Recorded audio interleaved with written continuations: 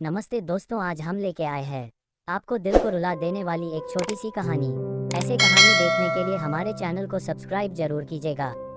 चलिए शुरू करते हैं। हेलो दोस्तों, मैं हूं आपका दोस्त बबलू। मैं एक राइटर हूं, जैसा कि आप सभी जानते हैं मेरे बारे में। आज मैं आप सभी को सुनाने जा रहा हूं जो पति और पत्नी के बीच हुई है। यह एक पति की कहानी है जिसके पास जीवन में कोई बड़ा लक्ष्य नहीं है और सुरेश की पत्नी अपने जीवन में आईएएस अधिकारी बनना चाहती है। पति उसे जबरन सेक्स के लिए इस्तेमाल करना चाहता है और उसकी मां उसकी पत्नी को जानबूझकर प्रताड़ित करती है। कहानी इस तरह से आगे बढ़कर पति के आंख खोलने के साथ खत्म होती है।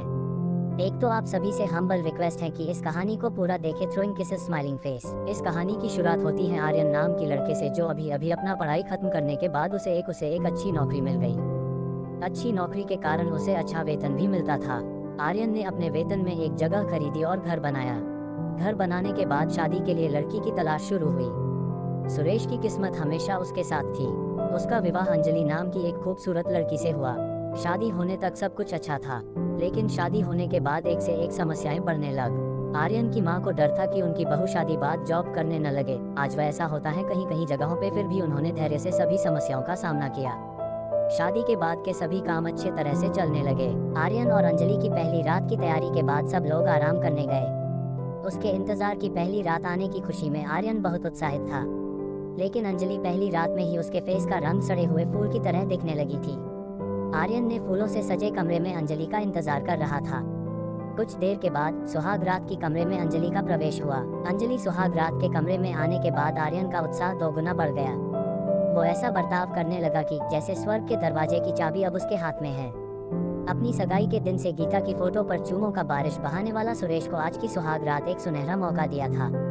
अंजलि को अपनी मजबूत बाहों में भर करके उसके साथ प्रेम लीला खेलने के लिए आर्यन उत्सुक था, लेकिन अंजलि उसके जल्दबाजी को देखकर धीरे से रोने लगी। आर्यन को अपने जीवन में कोई भी उच्च इच्छा या लक्ष्य नहीं था, लेकिन अंजलि को अच्छी तरह से पढ़ाई करके आईएएस अधिकारी बनने का सपना था। इस सपने को सच करने के लिए वो दिन रात पती थी, लेकिन इसी बीच शादी होने से उसकी पढ़ाई रुक गई।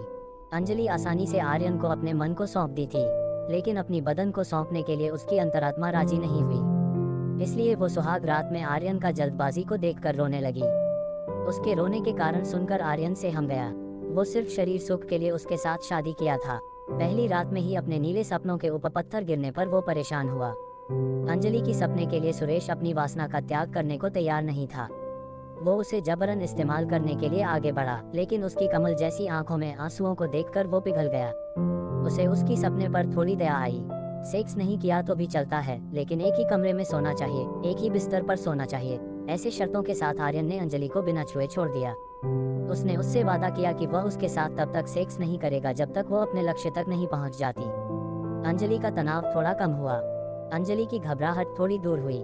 कल से अच्छी तरह से अपना अध्ययन शुरू करने की फैसला लेकर गीता सो गई, लेकिन आर्यन को आधी रात होने के बाद भी नींद नहीं आई।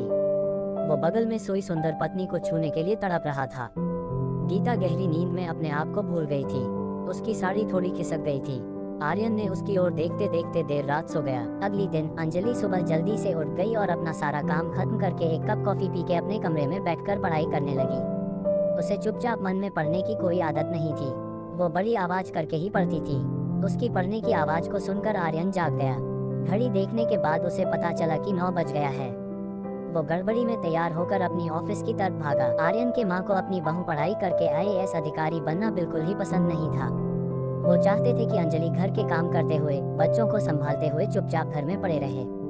हालांकि गीता घर के सारा काम करने के बाद ही पढ़ना शुरू करती थी, लेकिन उसकी सास यानी आर्यन की माँ जानबूझकर नए नए कामों को करने को कहते थे। ऐसे करके सकी पढ़ाई में टांग अड़ाते थे, लेकिन अंजलि ने ऐसे छोटे मुद्दों पर ध्यान नहीं दिया और अपनी पढ़ाई पर सारा ध्यान केंद्रित किया। आर्यन की मां के कुटिल तंत्र गीता के ऊपर काम नहीं कर रहे थे, इसलिए उन्होंने उदास होकर अपनी बेटी के घर जाने की फैसला किया और जाते वक्त बहू पर बहुत सारे बुरे आरोप लगा के गए। अपनी मां घर छोड़ के जाने के बाद आर्यन को बहुत बुरा लगा, लेकिन वो अपनी पत्नी को कुछ कहने का या करने का स्थिति में नहीं था, क्योंकि पहली रात में ही इतना कुछ हुआ कि उसे समझ ही नहीं आया। उसकी शिक अंजलि की हाथों में फंस चुका था। सुहाग रात में ही वो अंजलि का बेडरूम बर्खास्त में गिरफ्तार हुआ था।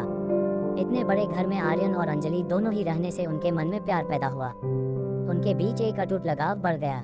दोनों के बीच के मतभेद दूर हो गए। दोनों मजाक करते खुशी से रहने लगे। अंजलि जैसी अच्छी बहू को अच्छे तरह से न देखने के लिए आर्यन को अपनी मां पर गुस्सा बढ़ गया। इसी वक्त उसे खबर मिली कि उसकी मां बीमारी से अस्पताल में दाखिल हुई है, लेकिन वो गुस्से में इस बात को अंजलि से छिपा दिया। एक ही कमरे में एक ही बिस्तर पर सोने के बाद भी आर्यन ने अपनी पत्नी को छूने की साहस नहीं किया था। एक दिन अंजलि खुद उसे छू ली, लेकिन उसके साथ आगे नहीं बढ़ी। वो उसको अपनी गोद में सुला के उसके बालों के साथ अपनी उंगलियों से खेलते हुए उसके कानों में कुछ कुछ फुसफुसाया। उनकी प्यार के बातें आधी रात तक आगे बढ़े थे। आर्यन, आपका सपना सच होने के बाद कितने बच्चे पैदा करेंगे हम? मैं लंबे समय तक इंतजार नहीं कर सकता। अंजलि, हमें बच्चे ही नहीं चाहिए। आर्यन, क्यों? क्या हुआ है तुझे? अंजलि, सुरेश, मैं तुमसे बहुत प्यार करती हूँ। मेरा प्यार आप तक सीमित है, इसलिए हमें बच्चे नहीं चाहिए, हम ऐसे ही रहेंगे। आर्यन, मजाक मत करो गीता, आपका प्यार और बच्चे के बीच क्या रिश्ता है? अंजलि, रिश्ता है सुरेश। अगर इस दुनिया में कोई प्यार श्रेष्ठ है तो वह केवल माँ का प्यार है। मुझे इस बात का डर है कि जब मैं माँ बनती हूँ तो माँ के प्यार में आपका प्यार को धोखा तो न दे, इसलिए हमें बच्चे ही नहीं चाहिए, हम ऐसे ही रहेंगे। कल बात करते हैं, मुझे नींद आ रही है। गीता ने अपनी प्रेम पाठ सुरेश को बताए और वह सो गई। आर्यन को नींद नहीं आई। पूरी रात वह बैठ गया और इसी मामले को लेकर चिंतित था। उसकी माँ उसे पढ़ाने के लिए, उसको राजा की तरह बढ़ाने के लिए बहुत सारी मुश्किलों को झेली थी। वो सब चीजें एक एक करके आर्यन के आंखों के सामने आकर उसे जोर से थप्पड़ लगाई और वो रोने लगा। आर्यन को अपनी गलती का एहसास हुआ। उसे ये भी समझ में आया कि पत्नी की तरह माँ भी बहुत महत्वपूर्ण होती है। माँ की प्यार और त्याग के आगे कुछ भी नहीं है। वो सारी कड़वी घटनाओं को भूलकर अंजलि के साथ अपनी माँ को देखने के लिए गांव की रास्ता पकड़ के चला।